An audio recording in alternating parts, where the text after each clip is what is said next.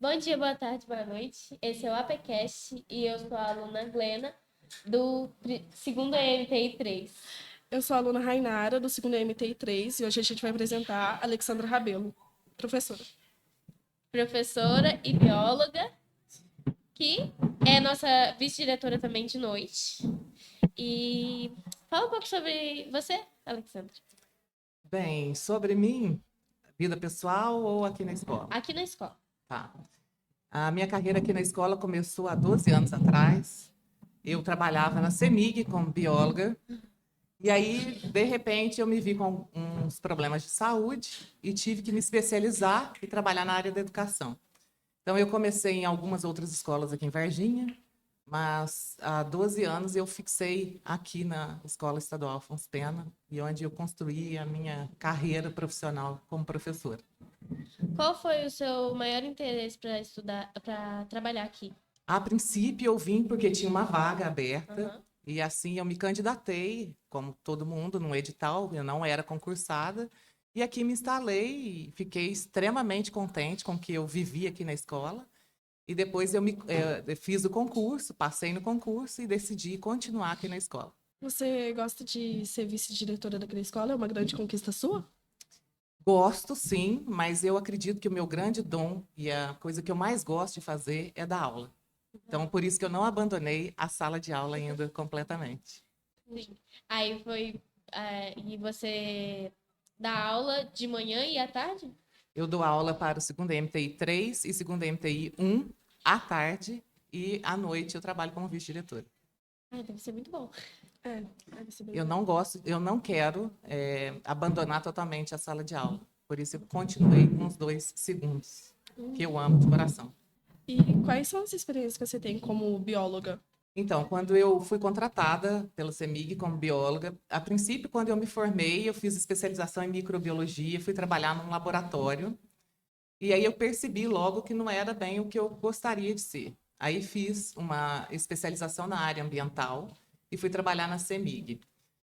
As experiências foram mega desafiadoras, mas num determinado momento eu precisei trabalhar na CEMIG, é, ministrando palestras de educação ambiental. E nessas andanças pelo mundo, ministrando palestras de educação ambiental, eu percebi que meu dom era para a área de educação. E foi quando eu decidi realmente fazer uma especialização e começar a trabalhar como professora. Agora um pouco sobre sua vida pessoal. Tipo, quando você era criança, você já percebeu que você gostava de alguma coisa assim? Então, quando a gente é menor, a gente cria várias expectativas assim para a vida, né? Já tinha sonhado em ser aeromoça, era o meu grande sonho ser aeromoça. Depois eu tinha decidido que eu ia fazer engenharia agronômica, que eu achava que era o máximo, porque eu via meu pai mexendo com plantações e achava a coisa mais linda. E aí fui inclinando para diversas áreas, mas o que me encantou mesmo foi na área de biologia, e foi quando. Aí só que a gente assiste programas de biologia, né? A gente assiste alguns programas em que biólogos vão lá e apresentam alguns animais, você fica encantado e acha que aquilo lá vai ser sua realidade quando você formar em biologia. Não foi bem isso. O meu contato com animais não foi tão direto quando a gente vinha como os biólogos faziam. Então, foi quando eu falei, não, eu preciso me especializar e trabalhar em alguma outra área. E aí fui trabalhar na área de microbiologia. Mas, assim, as minhas expectativas nunca foram, e quando pequenas, em ser professora. Foi crescendo comigo. É uma dificuldade chegar aonde você está agora, né? Tipo, como professora, como vice-diretora. Para todo mundo, a vida profissional é difícil. É uma conquista, é dia após dia, é passar fome quando você vai estudar porque não tem grana, é, estudar nos perrengues e pegar ônibus e decidir entre comer e pegar o ônibus. É sempre um perrengue. Mas assim, quando você para e percebe que tudo que você fez agora gera frutos, é muito gratificante. Uhum. Acho muito Espero legal. formar novos biólogos aqui. Eu acho que você vai formar, viu? Que bom. Também acho. A senhora dá aula de reforço depois das aulas ou antes até? Enquanto eu estava ainda sem o cargo de vice-direção, eu comecei a dar aula para os anos fundamentais e percebi que eu não conseguia trabalhar com eles a física e a química, porque existia uma grande defasagem na área da matemática com os alunos. Então, eu decidi voluntariamente ficar com alguns alunos para poder ministrar reforço e tentar homogeneizar a sala para que eles pudessem ter mais facilidade com a matéria. Porque muitos alunos dizem que têm dificuldade em física, em matemática, em química, mas talvez seja por um pouquinho de falta de orientação e de ajuda. Então, resolvendo essa defasagem, eles passam a gostar da disciplina e ter menos medo da física, da química. Eu tenho muito medo. Eu também tenho. Eu não Contem comigo que eu auxilio você. Obrigada. Bom, obrigada. Qual é a sua visão sobre a carreira docente na atualidade? Bem, infelizmente, nós somos uma classe muito, muito mega desvalorizada. Começa lá de cima, né? E a desvalorização vem vindo desde salarial até desvalorização do que a gente faz, do nosso trabalho. Mas eu espero e acredito que ainda vai melhorar. Agora, minha expectativa com relação à educação é a seguinte: eu acredito sim que a educação é o melhor caminho e é o único caminho para resolver as questões que a gente está vivendo. Infelizmente, a gente tem ainda uma defasagem, um baixo investimento na educação, mas eu acredito no investimento humano, em vocês. Então, eu acredito que vocês vão construir um mundo melhor para a gente. O Brasil tem um nível baixo em questão a isso, né? Não é o Brasil, acho que a realidade, uma grande realidade é que a gente vive hoje, com a desvalorização do profissional, a gente vive uma desvalorização da educação também. Então, a partir do momento que nós, professores, entendermos que, embora sejamos desvalorizados, a gente precisa acreditar que vocês são as peças fundamentais para a melhoria do mundo, aí a gente começar a trabalhar mais engajado em vocês, com vocês, eu acho que aí vai resolver muito problema para a gente. O que a senhora acha sobre o novo ensino médio? Então, o novo ensino médio tem algumas questões bacanas que dá para a gente trabalhar. E essa parte da integralidade do estudo integral, eu acho que ainda é uma grande dificuldade, porque a realidade em que a gente vive é uma realidade de difícil acesso à questão financeira e etc. E as famílias, infelizmente, contam com os alunos para trabalhar, para ajudar no sustento em casa. Então, por este motivo, eu acho que ainda a gente precisa estudar um pouquinho e reformular essa nova proposta. Embora tenha algumas coisas que são bacanas. Posso fazer uma pergunta? Pode. E qual que é a expectativa de vocês com relação aos professores? O que vocês esperam do professor quando chega na sala de aula? Porque eu acho assim que muitas vezes a gente chega para dar aula preparado e aí a gente encontra uma sala desmotivada. O que vocês esperam da gente quando a gente chega para dar aula? A gente é do tempo integral.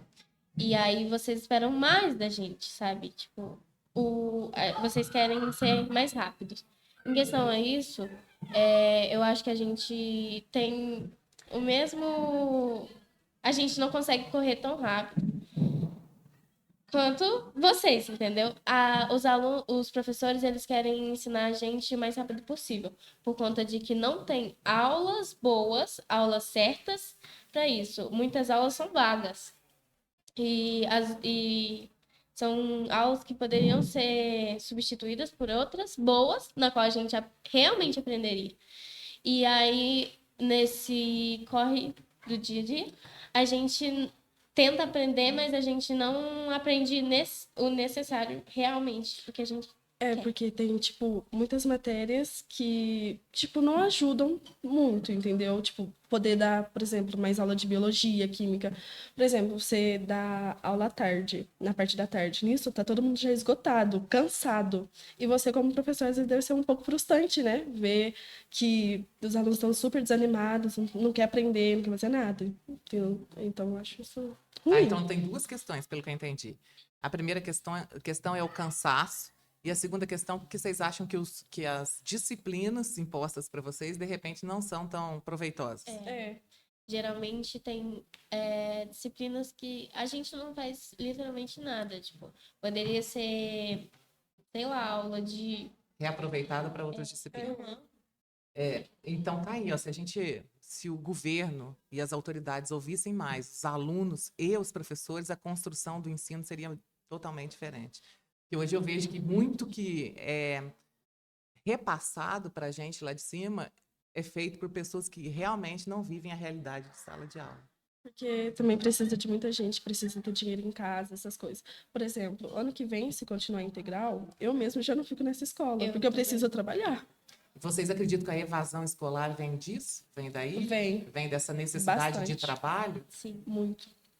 Porque Muita gente desiste, desculpa, muita gente desiste da escola por causa disso. Conta Pra tudo trabalhar, para pra trabalhar. conseguir pôr dinheiro em casa. Porque, tipo, é uma pessoa só trabalhando pra sustentar todos. Entendi. Pode Tá aí falar, um recadinho para as autoridades. Vamos ouvir mais os alunos e os professores.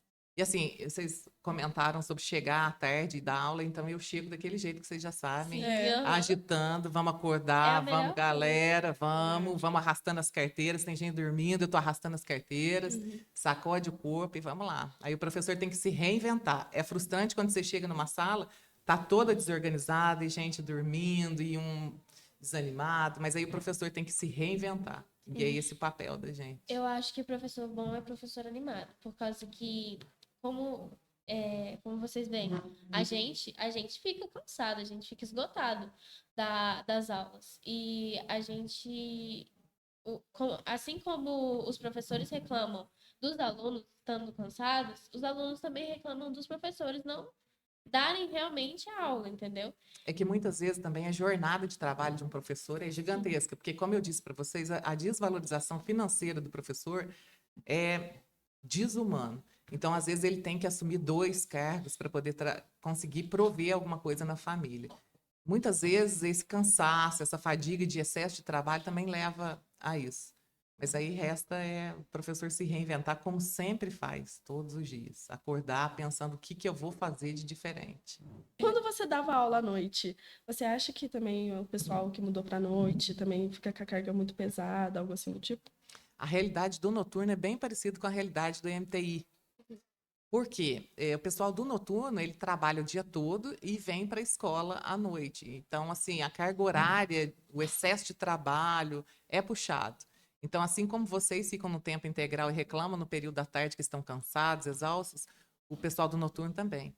E aí, de novo, gente, é o professor entrar na sala e tentar fazer algo diferente para chamar atenção, porque uma aula simples, o aluno vai ficar dormindo, vai ficar cansado.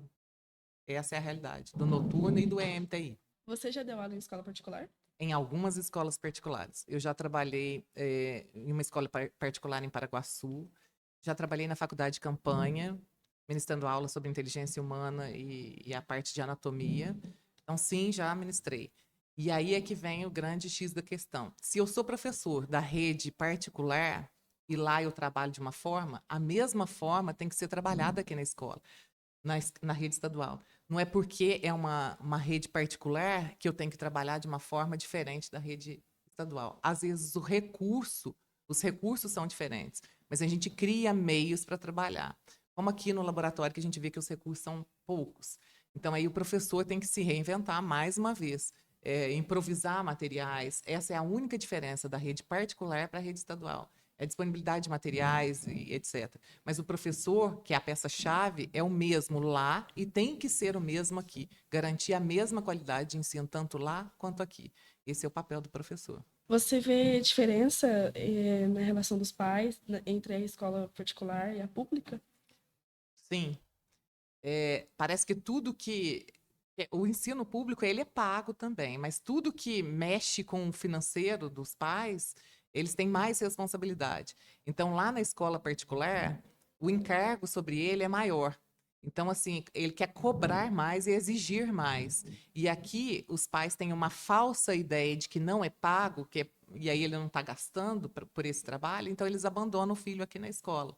Não são todos, mas é uma grande parte. Então, assim, a gente vê a diferença gritante quando faz uma reunião.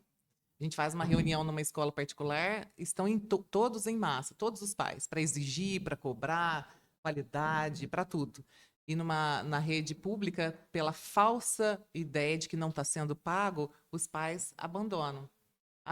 Eu não preciso exigir, eu não tenho como exigir. Tem que sim exigir e cobrar a mesma postura do professor que está lá na rede particular e que tem um trabalho bacana lá, tem que cobrar dele aqui.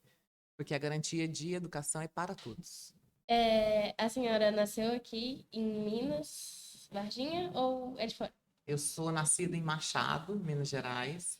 É, meus pais, um de Machado e outro de Paraguaçu. Depois que se casaram, foram morar em Paraguaçu e lá ficaram por mais de 20 anos. Eu fiquei com eles em Paraguaçu. Depois eu fui estudar fora, porque Paraguaçu não tem ensino superior. E depois que eu saí de casa para estudar fora, nunca mais voltei. Me casei e vim morar aqui em Varginha. E aqui fiquei já tem mais de 15 anos. Muito tempo. Muito tempo. Gosto muito de Varginha e gosto muito das pessoas daqui. E, e você ainda visita seus pais quando tem tempo? A minha mãe hoje mora comigo Ah, e meu pai já falecido. Se você tivesse chance de sair do Brasil, a senhora continuaria aqui ou sairia? Aqui. Gente, gosto demais, já visitei outros países, mas gosto muito do Brasil e ficaria aqui. Eu mudaria de estado, já pensei muito em mudar de estado, já pedi mudança. Hoje não, hoje eu pretendo ficar aqui em Varginha, mas assim, já tive umas ideias muito malucas de ir embora do estado. Chile, Argentina, Paraguai, Uruguai, Nossa, muito. pertinho, tudo pertinho. Mas é muito legal viajar, né? Tipo, pra fora. É, é bem bacana. Você conhece culturas diferentes, locais diferentes, é muito bacana. Mas o Brasil, eu acho que nada se compara. Principalmente a hospitalidade e o carinho das pessoas. Nesses países, de repente, a gente não tem o que a gente espera que tem aqui, a gente não encontra lá fora. e você tem filhos? Não, graças a Deus. Ah, Meus filhos são vocês. bom, Ai, que bom. É verdade. gracinha. Sabe por quê? Porque, gente, vocês não são ouvidos. E vocês são as peças fundamentais na história. Nossa, Entende? Você, acho que aqui nesse Então, o vídeo- ser ouvido, muitas vezes, soa como reclamação. Ah, vou ouvir o aluno. Você pensa assim, ele vai reclamar, e não é isso. O ouvir o aluno é ouvir para ver qual que é a expectativa, o que vocês esperam, o que vocês querem. Então, quantas vezes eu chamo os alunos porque tem que penalizar, que eu sou vice-diretora à noite, a primeira coisa que eu pergunto é, meninos, o que vocês querem vindo à escola? Por que vocês estão aqui? Se vocês vêm à escola para dar trabalho, peraí, eu não preciso entender que parte que vocês estão errados. Então fica na rua, vai dar trabalho na rua. Então você precisa entender o aluno primeiro. já teve casos de, em outros estados, fazerem, tipo, protesto para acabar com o ensino médio integral. O que você acha sobre? Você acha que mesmo se fazendo é ouvido ou não? Então, eu acho que a gente precisa ter mais diálogo. Infelizmente, nós não somos ouvidos. E a única forma que a gente se faz ouvir é quando a gente faz protesto. Quando a gente faz greve. Por isso que eu sou a favor desses protestos e greves. Porque eu acho que é a única maneira que a gente se faz ser ouvido. Porque muitas vezes era tudo mais fácil, seria tudo mais fácil, mais simples se a gente dialogasse. Mas esse diálogo, infelizmente, não existe. Então, através de protestos, muitas vezes a gente é ouvido. Então, eu sou a favor. Acho que tudo que a gente conseguiu na categoria como professor, boa parte vieram das greves, que muitas vezes foram criticadas. O professor foi tratado como preguiçoso, como tendo descaso pela educação. Mas o pouco que a gente foi ouvido, que a gente conseguiu, foi através de greve. Eu gosto muito de viajar, mas o que eu mais gosto de fazer é curtir os meus sobrinhos. Eu tenho alguns afilhados e sobrinhos, então no final de semana eu quero estar com eles, eu quero ter tempo para eu ler, eu quero ter tempo para eu descansar, porque é realmente muito desgastante trabalhar como vice-diretora e como professora. Então, é um momento que eu tenho o meu momento de lazer é um momento de descanso e curtir a família. Não bebo, não fumo, não uso drogas. Muito bom, muito bom. O que você acha sobre jovens que começam a usar as drogas mais cedo e acabam se afundando mais? Eu cada vez acredito mais? que o uso de drogas, às vezes, é uma fuga e um sinal de alerta, um pedido de socorro da pessoa. Mais uma vez, é a falta de diálogo na família, a falta de diálogo na sociedade. Então, eu acredito que são fugas e carências que precisavam ser supridas. E você apoia da educação sexual na escola? Eu tenho convicção de que é importantíssimo ter a educação sexual na escola, porque cada dia mais os alunos e os meninos estão iniciando a vida sexual mais cedo. E muitas vezes sem conhecimento algum. Quando você entra numa sala de aula e que você vai ensinar como chama a parte genital feminina e masculina, você vai descrever o sistema reprodutor. Muitas vezes eles não conhecem o próprio corpo e já começaram a ter relação sexual. Então é importantíssimo. Que você E acha? isso não estimula a sexualidade, que muita gente pensa assim, ó, vai dar aula de educação sexual e aí vai estimular a sexualidade. Isso não estimula. Isso é conhecimento. E o que você acha sobre gravidez na adolescência? É uma interrupção, é uma agressão brutal à vida da menina, do menino também. Mas, assim, eu acho que, infelizmente, é por falta de educação. A falta da educação, dos ensinamentos, é que leva a menina a fazer isso. Um conselho que você poderia dar pra gente, jovens, assim, tipo, pra todo mundo? Então, eu acho que vocês me aconselhariam melhor do que eu a vocês. Mas, assim, se eu pudesse dar uma dica, invistam na educação, gente. Estudem. É o melhor caminho. Uma pessoa ignorante, uma pessoa sem conhecimento, fica alienada ao mundo. Estudem, busquem conhecimento. Não fiquem recebendo vídeos e fake news e acreditando em tudo que vocês veem. Busquem conhecimento. Esse é o caminho. Essa é a minha dica. Dica, conselho não. Não espanca o aluno. Deixem claro isso, por favor. A gente pode Professora dar as duas, Alexandra, o que a senhora acha sobre a palmatória? Então, uma pergunta difícil. Claro que não sou a favor. Mas um tapinha não dói, né, gente? Quando eu chego na sala de aula, não deixar claro, eu não espanco o menino. É porque às vezes estão dormindo, eu puxo o cabelo para acordar, eu falo, vira a bunda para apanhar, dou um tapinha, mas é na brincadeira, palmatória não é. Chega. Então, isso foi o APCast. Meu nome é Rainara Dionísio, eu sou do segundo MTI 3 e agradeço pela entrevista. E essa aqui é a Glena, também do segundo MTI 3. Muito Eu obrigada. que agradeço vocês de terem me convidado, estou sempre à disposição de vocês e não vou abandonar a sala de aula e nem vocês. Acho muito bom. Obrigada, Alessandra. Estaremos Muito obrigada sempre por não juntos. abandonar.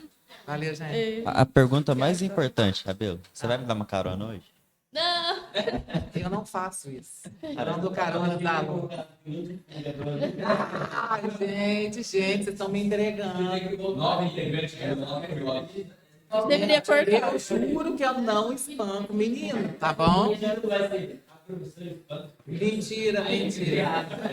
Ela também fala que vai fazer maldição pra você, viu? Com certeza. Uma das táticas que eu uso é a seguinte, ó. tomara que você morra. Eu vou jogar uma praga em você e quando o professor joga a praga e faz o nome do pai, já era. Aí as pragas são assim, ó, Fernando, tétano na língua, coisa que não... vai quebrar os dentes ao descer a escada. Aí eu jogo uma praga, aí eu vou fazer o nome do pai e já paro. Já desiste da... você usa essa tática que dá certo. Nesse sentido, você vai na brincadeira, na maciota, mas depois você pesa a mão. Nossa, eu agradeço imensamente, carinho de vocês. Desculpa, mas quando ela começa a falar, De não? coração, agradeço. Eu não aguento. E eu quero abraço. Eu também.